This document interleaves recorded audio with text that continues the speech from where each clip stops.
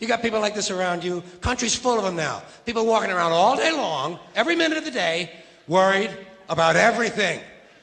Worried about the air, worried about the water, worried about the soil. Worried about insecticides, pesticides, food additives, carcinogens. Worried about radon gas, worried about asbestos. Worried about saving endangered species. Let me tell you about endangered species, all right?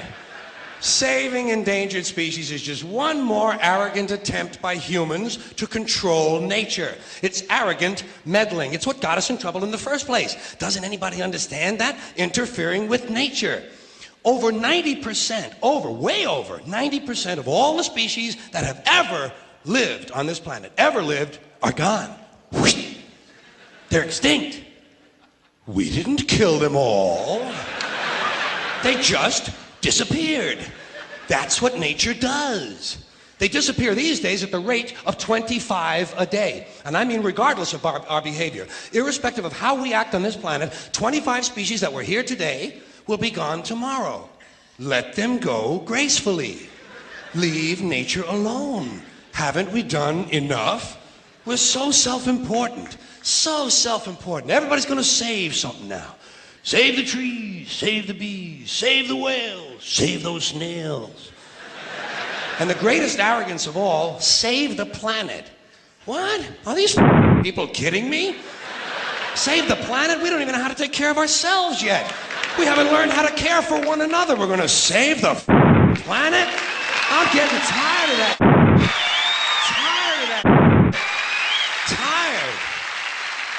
I'm tired of Earth Day. I'm tired of these self-righteous environmentalists, these white bourgeois liberals who think the only thing wrong with this country is there aren't enough bicycle paths.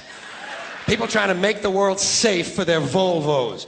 Besides, environmentalists don't give a about the planet. They don't care about the planet. Not in the abstract, they don't. Not in the abstract, they don't. You know what they're interested in? A clean place to live. Their own habitat. They're worried that someday in the future they might be personally inconvenienced. Narrow, unenlightened self-interest doesn't impress me. Besides, there is nothing wrong with the planet. Nothing wrong with the planet. The planet is fine. The people are Difference. The planet is fine.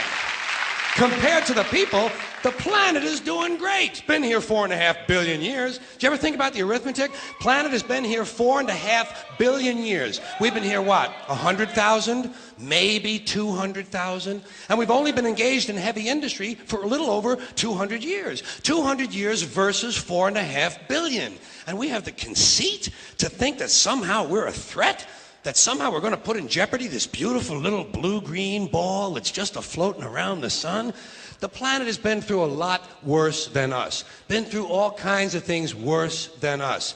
Been through earthquakes, volcanoes, plate tectonics, continental drift, solar flares, sunspots, magnetic storms, the magnetic reversal of the poles, hundreds of thousands of years of bombardment by comets and asteroids and meteors, worldwide floods, tidal waves, worldwide fires, erosion, cosmic rays, recurring ice ages, and we think some plastic bags and some aluminum cans are going to make a difference? The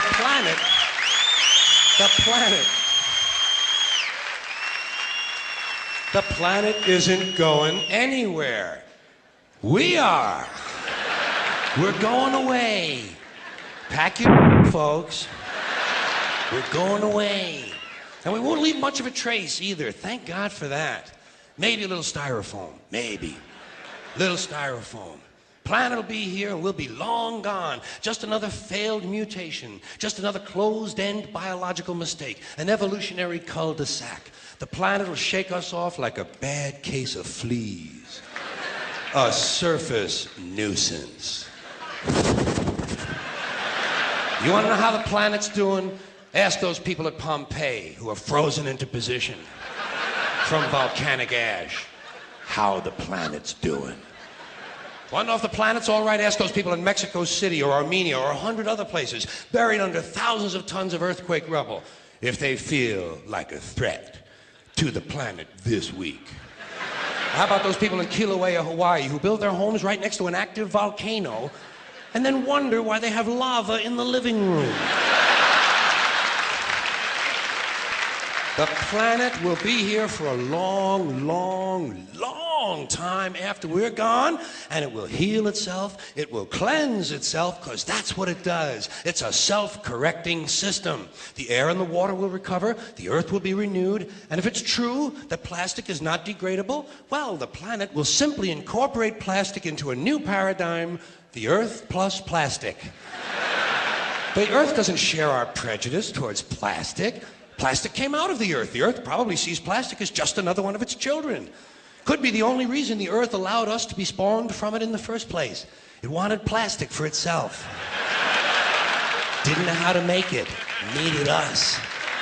Could be the answer to our age-old philosophical question, why are we here? Plastic.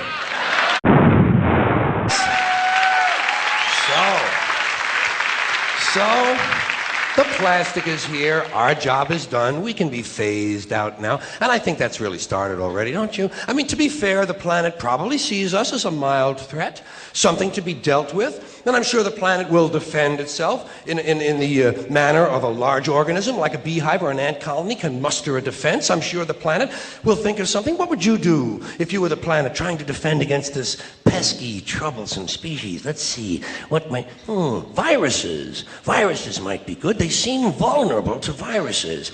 And viruses are tricky, always mutating and forming new strains whenever a vaccine is developed. Perhaps this first virus could be one that compromises the immune system of these creatures. Perhaps a human immunodeficiency virus, making them vulnerable to all sorts of other diseases and infections that might come along. And maybe it could be spread sexually, making them a little reluctant to engage in the act of reproduction. Well, that's a poetic note. And it's a start. And I can dream, can't I? See, I don't worry about the little things. Bees, trees, whales, snails.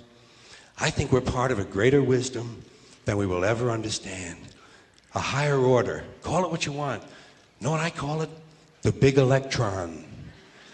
The big electron. Whoa. Whoa. Whoa. It doesn't punish. It doesn't reward. It doesn't judge at all. It just is. And so are we. For a little while. Thanks for being here with me for a little while tonight.